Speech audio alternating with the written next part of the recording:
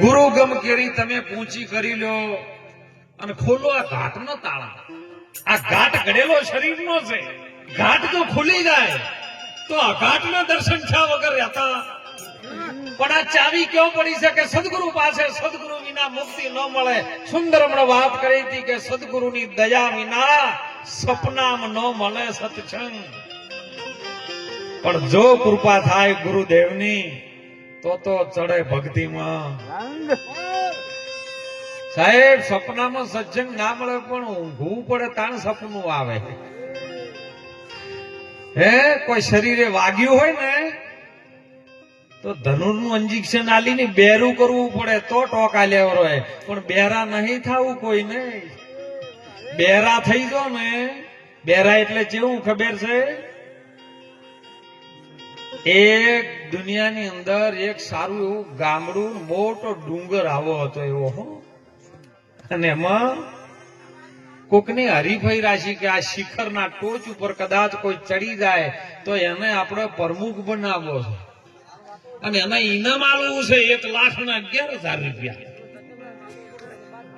એટલે ડેટકની સમાજ આવી ભેળી થઈને કે આપણે જવું છે શિખરની ટોચ ઉપર જવું. જોજો હો, દ્રષ્ટાંત ઉપર ન દાદા સિદ્ધાંતમાં બહુ ધ્યાન રાખજો. બધા ડેટકા ભરીને ખટારો ટેમ્પો કોઈ સગડામાં બેસીને આયા ડુંગરા પાસે. એ ભાઈ ઇનામ જેટલું છે કે આટલું કે પછી શું કે સન્માન થાય એનું મોટું વિશ્વમાં નોંધ થાય. બધાને લીલી ઝંડી ફરકાઈને સાહેબ બધા દોડ કરવાનું ચાલુ કર્યું. ગિરનારના ડુંગર જેવો ડુંગરો 3 પરિક્રમાઓ કરીને ઉપર ચડવાનું. એમાં ડેડકા હેડ્યા અને એક રાઉન્ડ માર્યો ને બીજા 4-5 જણા બેઠા હતી ઈયન સમાજના કે ઓહો એટલે આપણી સમાજમાં કોઈ આગળ ગયો જ નહીં. આ બધી નાચ હેડી કયો કૂદગ મારતી એ ઉભારો લે ચોથો છો કે ટોચ ઉપર શિખર ઉપર જવું છે કે આપણી સમાજમાં કોઈ નહીં જોન રેવાય દો ને મરી જા હોય તો ઘણું ઊંડું છે કે એવું છે કે અડધા જણા વાસ પાછળ રહી જાય છે. 50% રહ્યા વાલારો. બીજો રાઉન્ડ ચડવાનું ચાલુ છું. અડધા 50% હતા ને બીજા બેઠેલા એ કણાય એ તો હોય ને પાછા થોડા કણાય. એટલે જો દોસો આટલા બધા જજાયો લઈ લઈને કે શિખર ઉપર જવું છે કે આપણી સમાજમાં હાથ વેઠી અમે કોઈ જુ નહીં. તમે ખોટા દોડ કરો. આ તો શિખર તો ઘણું ઊંચું છે ને એ જ્ઞાન તો પડ્યા જ કટકા છે. પાછા વળો મરી જાઓ. 50% હતા એમાં 25% પાછા જતા. 25% થોડાક આગળ વધ્યા થોડીક બીજા બેઠા હતા. એટલે કે ચો દોસો શિખર ઉપર જવું છે, ઇનામ રાખ્યું છે, મોટું સન્માન થવાનું છે. જે પેલો જઈને કદાચ ધજા ફરકાવે એનું મોટું સન્માન થાય, મોટું નોમ થાય. કે કદી ન જવાય. આ તો બધા કી પણ આપણે કોઈ ભળવાનું હતું છે. આવી વાતો હોય. બધા પાછા વળે એક જણો રહ્યો. બધા રાડ્યો પાડ ગયે નહીં જવા જેવું પણ પેલો હેડવાનું ચાલુ જ રાખ્યું અને ટોચ ઉપર જઈને બેઠો અને ચડ્ડી ફરકી જાય. શંખનાદ થયો કે એક જણો પહોંચી ગયો છે ડેટકો. બધા સમાજ વાળા ભેળા છે સન્માન કરીને પાછો લાયો. મોટું સન્માન સમારોહ રાખ્યું કે ભાઈ જે આ ડેટકો આવ્યો છે શિખરની ધજા જેને ફરકાઈ છે એના મા બાપને બોલાવો. આપણે એમના મા બાપનું પણ સન્માન સાથે થાય. એટલે એમના મા બાપને બોલાવવામાં આવ્યા. મા બાપ આયા ને સ્ટેજ ઉપર વિનુભાઈ રોવા માંડ્યા કે ચમ રોવો છો? કે મને આ દીકરો જયારે જન્મ્યો હતો ને કારણ બધા આજુબાજુ બધે કહેતા હતા, ચપટીઓ વગાડતા હતા, પણ આર્યો ભળતો નતો. આજુબાજુ વાળા કહેતા હતા એ આર્યો આવો છે પણ મને હોભળ્યું નતો. કોણ નતા અને મને એમ થતું બેરાનું કોણ હગું થાય, બેરાનું શું નોમ આવશે. પણ આજ ખબર પડી કે તાણી શિખર ઉપર એમ તમે સમાજમાં હોય તો એકતામાં રહેજો. બેરા થઈ જાજો. અભળવા જેવું હોય તો અભળજો ને કે ન અભળતા તો શિખરની ટોચ તમે પકડજો. ગુરુ ગમ ફેરી તમે કોચી કરી લો, ખોલ્યો આ ઘાટના તાળા. કારણ કે ઘાટ ખુલ્યા સિવાય આ ઘાટના દર્શન ન થાય. ઈ તાળાને તમે જો દૂર કરી લો, શું તાળું છે? અરે મોહરૂપી મોટામાં મોટું તાળું છે. મોટામાં મોટું જો તાળું હોય તો મોહ છે. અને મોહ કેવું ન માલી થાય, મોહ અંદર બેઠું છે. અને એને જો ગાડી દો તો તરત થાય અજવાળા. તમે ફેરવો ફક્ત પછી નોમની આ કાયામાં પ્રગટ છે ગંગા. પાંચ ભૂતોનું જે શરીર બન્યું છે ને એ 52 તત્વોથી જોડાયેલું છે. 52 તત્વની અંદર આ શરીરમાં 53મું એવું છે. હમણાં નો જ વાણીમાં આવ્યું કે જોવું તો જોવાય નહીં, કહું તો કહેવાય નહીં. અને બોલે છે 52ની બાર, પણ બારે ના બોલે કે અંદર ના બોલે. બાર બોલે કબીર સાહેબ ના પાડી સાહેબ, અંદર કહું તો હે નહીં, બાર બોલે તો ગાલી. કબીરે ખૂબ રચના કરી સાહેબ, અંદર કહું તો હે ને બાર કહું તો ગાલી. પણ જૈસા હે મધ્ય में રહે કહે કબીર વિચારી. મધ્યમાં બોલે સાહેબ, કેવી રીતનું બોલે? આવે છે ઈ શ્વાસ સોહમ છે અને ઉપડે છે ઈ ઓહમ છે. પણ જોનો નાભીમાં ટકરાવ થાય ને એથી અવાજ ઘડાય છે ને, ઈ સ્તંભન થાય, ઈ વાઇબ્રેશન થાય. અને ઈ ઘડાતો જેવો મનમાં વિચાર આવે ને એવો શબ્દ ઘડાય છે. શબ્દ કયો રહેશે? નાભીમાં રહેશે સાહેબ. પણ એ ઘડવા માટે મહાપુરુષો આપણા જગાડી રહ્યા છે કે જાગી જો, સમય જાગવા માટેનો આવ્યો છે. આ મોહ નિંદ્રમાંથી આ જીવ જો જાગી જાય ને તો જીવ એક શિવ છે, બીજો કોઈ છે નહીં સાહેબ. અને એટલા માટે અરે કાયામાં કે પરગટ છે ગંગા. પરગટ, પર એટલે 52 થાય, 52માં જે ઘાટ છે ને એની અંદર ગંગા છે. એ ગંગા કઈ હાલત ચાલી રહી છે જેને સંતોએ જ્ઞાન ગંગા કીધી છે. મહારાજ હતા ને મારી જેવા ગામમાં ભિક્ષા માંગતા હતા, કથા ચાલતી હતી અને ભિક્ષા માંગવા બીજા નીકળ્યા.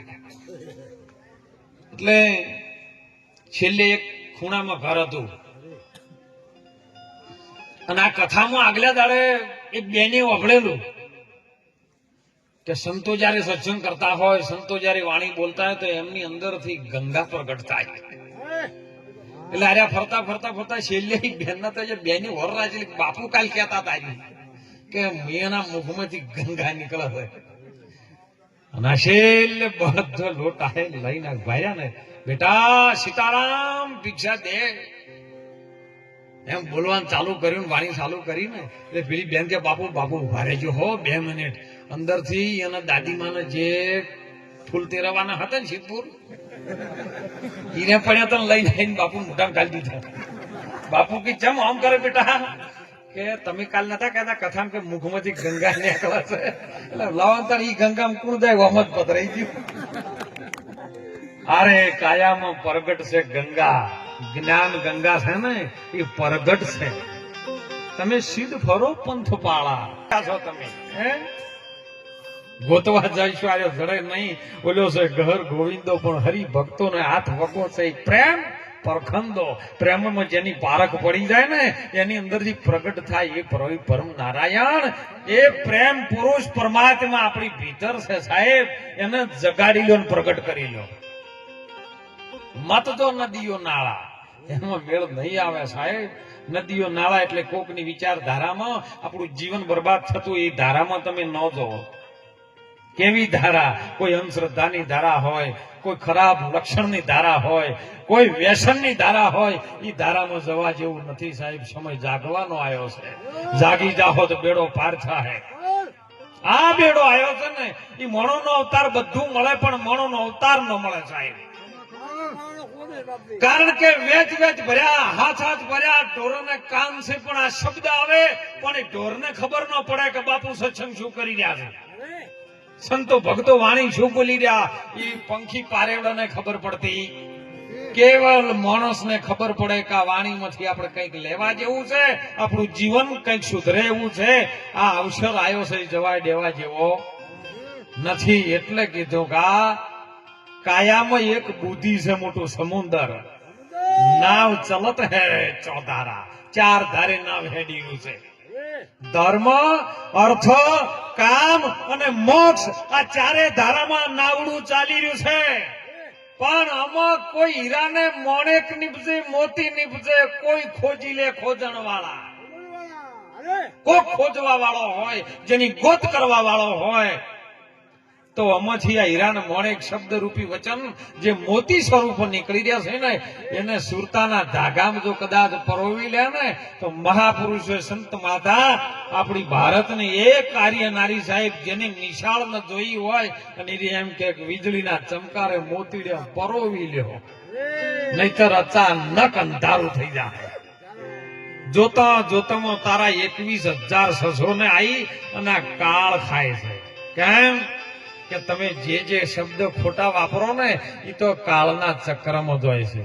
કાળનું ચક્ર તો બધાની માથે ઘૂમેલું છે, પણ સંતો એને કાળના ચક્રમાં નથી જવા દેતા, રામના ચક્રમાં જવા દે. અને રામનું નામ જો ઉઠે હોય ને, તમે મુખ પવિત્ર કરવું હોય ને વિનુભાઈ, તો ભારતની સનાતન ધર્મની આપણી સંસ્કૃતિ કહે છે કે તમે હોમાં ધકો તો કોકને જય માતાજી બોલો, હોમાં ધકો તો રામ રામ બોલો, જય શ્રી કૃષ્ણ બોલો, હાય ને હેલો ના કરો. ને કે આ મુખ પવિત્ર કરવા માટે કાં તો નામથી પવિત્ર થશે, કાં તો રામથી પવિત્ર થશે. ને કે ગમે એવી પતંજલિની કોલગેટો લઈને વાપરશો તો મુખ પવિત્ર નહીં થાય, એનાથી કોઈનું નહીં થયું. અને એટલે આપણા ભારતના આવા સંતો સાહેબ અવારનવાર આપણને વારંવાર ટકોર કેમ કરે છે કે જાગી દો. અર્જુન જાગી ગયો, મીરાબાઈ જાગી ગયા, નરસિંહ મહેતા જેવા જાગી ગયા, 18 આલમમાંથી લ્યો ને રોહિદાસ જેવા જાગ્યા, ત્રિકમ સાહેબ જાગ્યા, કબીર જાગ્યા, બાણ જાગ્યા, ભીમ સાહેબ જાગ્યા, મોરાર જાગ્યા, રવિ જાગ્યા. અરે સાહેબ કબીર જાગ્યા અને છેલ્લે છેલ્લે આપણી ટોટાણાની ધરતીમાં સદારામ બાપુ બાવલિયો જાગ્યો સાહેબ. 18 આલમના સાથે લઈને ચાલવા વાળો, સાવ સાદા કપડામાં ફરવા વાળો એ સદારામ બાપા જાગી ગયા સાહેબ. એ સમાજ માટે, કોઈ 18 આલમના જીવો માટે જેમને એક જ વાત વાપરી કે તમે થોડું કરજો પણ ઠીક કરજો, અને 18 આલમમાં જો કોઈ વ્યસન હોય તો વ્યસનથી મુક્ત થાજો સાહેબ. વ્યસન નાનું મોટું છે ને તો તમારા જીવનને બરબાદ કરી નાખશે. કોઈ કે છૂટી જાય વ્યસન તો એ વાતો બધી ખોટી છે. છેવટ વ્યસન ના છૂટે ને એ છૂટી ગયો હોય. જોયા છે આપણે દાખલા સાહેબ. આ તો સારું થયું આવા સંતોની દયા થઈ છે, આવા મહાપુરુષોની દયા થઈ. વારંવાર આવા સંતોના મેળાવડા થાય, આમાં ભજન થઈને સંતો ટકોર કરે ને, એમાં સમાજ 90% જે આગળ આવી છે. નકર પેલા ઉકેડા મોકલતું, અત્યારે ફ્રીજમાં આવ્યું ભમતું ભમતું. અને ઉકેડા મોકલતું ને એ પાછું કેવું ખબર છે, ઊંધું ઉપર મેલતા કે માટલું ઊંધું મેલતા ને ઊંધું થઈને પાછું ઉપર લેશે આવતું, તો પેલા ઊંધો કરે કે. અને હવે તો ફ્રીજમાં આવ્યું છે, સારું થયું છે, સમાજમાં જ્યું છે ને બીજે પેટું છે. હું સાહેબ 5 માળના બંગલામાં જઈને પેટું હવે તો ખૂબ જાગજો સાહેબ. હું તો સાહેબ આમ ગર્વથી કહું છું, કારણ કે જે કુળમાં મારો જન્મ થયો છે ને, એટલે મને આનંદ થાય કે સાહેબ સારું થયું સમાજ જાગી છે. જાગજો હજી, અને જાગવા જેવું છે હો, એકતામાં આવવા જેવું છે. એ જ મહાપુરુષોએ, આપણા સંતોએ. પણ આ તો આવું મહારાજ સત્સંગ કરતા હતા, અને બાપુ વ્યસનની વાત કરીને એટલે એક જણો વ્યસન નતો કરતો, પણ જો ગુરુ ન કરાયેલા 4-5 જણાને ધક્કો માર્યો, જાગ લ્યા જાગ, આપણા ગામનું નામ રહે. અને એક જણો તો કે બાપુ પાસે પ્રતિજ્ઞા લ્યો, વ્યસનથી મુક્ત બનો. હરું ઉપરનો ધક્કો માર્યો ને પેલા નાચો. બાપુ કે સારું થયું એક તો કરવામાં આવ્યો કે બાપુ તમને ગુરુ કરવા છે, કોઈને કર્યા નહીં પણ તમને ગુરુ ધારણ કરવા છે. બાપુ કે કોઈ વાંધો નહીં બેટા, ભજન કરવું પડશે. બાપુ તમે કહેવો એમ કરશે પણ ભજન કરશે. બાપુ કે સારું થાય. બીજો દાડો છે ને અનંત કે બાપુ મારે પ્રતિજ્ઞા લેવી જ છે હવે. તો કે પ્રતિજ્ઞા લેવા શું કરું? કે મારે ઘેર પધારો. કે શું કરવું પડે કે બોધ કરવો પડે. અત્યારે નહીં બોધ કરતા. આજ બોધ કરે કાલ કથા ને પરમ દાડે સાદર આલી દીધી હોય. સુંદરમ ના વાણી વાત આવી કે સદગુરુ સમો કોઈ નહીં દાતા, સદગુરુ સમો નહીં કોઈ દાતા, સબ જગ મંગણહાર, રાજા રૈયત ને બાદશાહ સબ ખડા ગુરુ ને દ્વાર. ગુરુ જેવો કોઈ દાતા નથી સાહેબ. બહુ કેળવણી કરી કરીને ચાદરો આલો ના નથી, વ્યસન થી મુક્ત બનાવો અને પછી આલો સાહેબ. કઈક આ ભક્તિમાં ભારતની સનાતન ધર્મની સંસ્કૃતિમાં કઈક મજબૂત મૂળ બનશે. અને એમાં ઓને કીધું કે તાણે એમ કર મહારાજે મારા જેવા નવા નવા કે બોધ કરવો પડશે. કે બોધ કરવામાં શું જોવું છે કે પાઠ મોડવો પડે. કે પાઠ મોડવા માટે બાપુ કે ઘેર ગાર કરવી પડે. બસ આટલું વાપર્યું કે બાપુ તમે કાલે આવી જાજો ગાર કરીને રાશો હું. બાપુ બીજા દાડે સોમન તૈયાર કરીને હેડ્યા. પેલો તો બીજા દાડે આખો દાડી ગાડું હેડાડ કરી 2 ટ્રેક્ટરમાં ઘરમાં ગાર નાખી દીધી માટી અને કર્યો બોરનો બંબો ચાલુ. આખું ઘર ભરેલું અને ઢેસણોમાં ગારો કરીને કમાડ વાસી નાખી. બાપુ તો બીજા દાડા ફુલાર ને બધું લઈને આયા. બેટા સોમન આવી ગયો કે સોમન બાપુ આવી ગયો. ગાર કરી દીધી કે હા બતાય કટલું ખોલવા છે કટલું ન ખુલે. કેમ કે ઢેસણામાં ગારો કરીને નહીં લેલો. બાપુ જોયું ખાશું લ્યા એ બાપુ તમે નતું કીધું કાલ ગાર કરવાની? એટલે આટલી બધી નહીં, ખાલી લેપણ કરવાનું હતું મોડ બોડ. આ તો કીધું કશુંક ને સમજો કશુંક. વાખનું કાજળ હતું ને ગાલે કશું નાખવાનું હતું વાખમાં અને ગાલે કશીને બેસી ગયો. બાપુ કે એમ કરો તને હવે આ ઘરમાં પેહાય ને ગારો થઈ ગયો વધારે.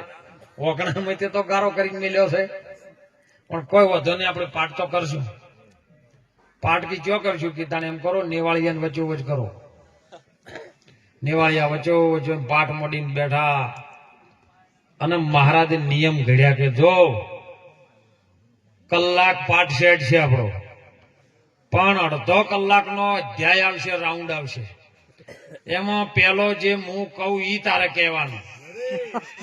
અડધો કલાકમાં અડધો કલાક પછી હું ચમચી પછાડું લોટો મૂકું એટલે હું કરું એમ તાર કરવાનું. આ રાઉન્ડ છે આપણા 2 કથાના. બેઠા કથા કરવા એટલે ગણપતિનો પાઠ મળ્યો અને કીધું ચલો ગણપતિના ગોળ લાવો. એટલે પેલો હોમાં બેઠો બેઠો બોલ્યો કરો ગણપતિનો ગોળ લાવો. બાપુ કે તારે લાવવાનો છે. પેલો કે તારે લાવવાનો છે. કે તું ઉભો થા, કે તું ઉભો થા, કે ઘરમાંથી લાય, કે તું ઘરમાંથી લાય. હોમી આઈ. બાપુ હતા ને ગરમ થોડીક નસકી હતા ને એટલે હમણાં એક આલ્યો કે હમણાં એક તમે આલ્યો લ્યા. અને હોમી આઈ. બાપુ એ ધીરે ધીરે પેલા ના ઉડાડી અને પેલો હતો કકડ બાંધ ઉભો થઈને બાપુ ને 2 વેટાડી. ત્યાં વિનું કોઈ બથમ બથાયા. બાપુ પેલા ના મેલે પેલો બાપુ ના મેલે. બથમ બથા થઈને આખો ગારો રમણ ભમણ મોઢા ના દેખો એકબીજામાં એવા થઈ ગયેલા. હો અડધો કલાક રાઉન્ડ સાડ્યો. છોકરો કે બાપા શું થાય છે? એટલે એની માં બાજુ મૂકી કે બેટા ઘરે 5 મિનિટ દફતર હાલ મેલ, તાર બાપા ગુરુ કરાવે છે, કથા થાય છે. એ બાપા પકડી રાખજો મારે ગુરુ કરાવે છે. ગોર મહારાજ કી હવે ધીલું મેલો ને કા તો 2 થાય કથા પૂરી થઈ. ગોર મહારાજ છેલ્લે હેડતે હેડતે કીધું કે બધી જગ્યાએ કથા બિહારતો પણ તે મારી કથા ઉઠાડી. એટલે મહાપુરુષો કહે છે કે ગુરુ બિન જ્ઞાન ઉપજે નહીં, ગુરુ બિન મિટે ના મનનો ભેદ, ગુરુ બિના તારો સંશય નહીં ટળે, ભલે વાંચી લ્યો ચારે. જો કદાચ સમજણ જીવનમાંથી જતી રહે ને, આ ફક્ત સમજવાની વાત છે. આ સમજો, સમજવાનું હતું શું ઉલટું સમજી બેઠો એટલે મહાપુરુષો કે આ મનખા જન્મ તારો ખોઈ બેઠો. અને એટલે જગાડવા માટે આવા સંતો સાહેબ પ્રગટ છે ને, એમને પ્રગટને તમે કંઈક સેવી લો. કંઈક સેવવા જેવી વાત છે. જેમ પંખી ઉપર ઈંડા ઉપર મૂકે ને ઈંડું સિવાઈ જાય એમ ગુરુ મહારાજ તમારા માથે પંજો મૂકે અને જો કદાચ ગુરુના વચનમાં તમારું મન હોય, એક તાર જો ગુરુના વચનમાં હોય ને તો એ સેવાઈ જાય. એકી ફેરે પછી સેવવો ના પડે એમ.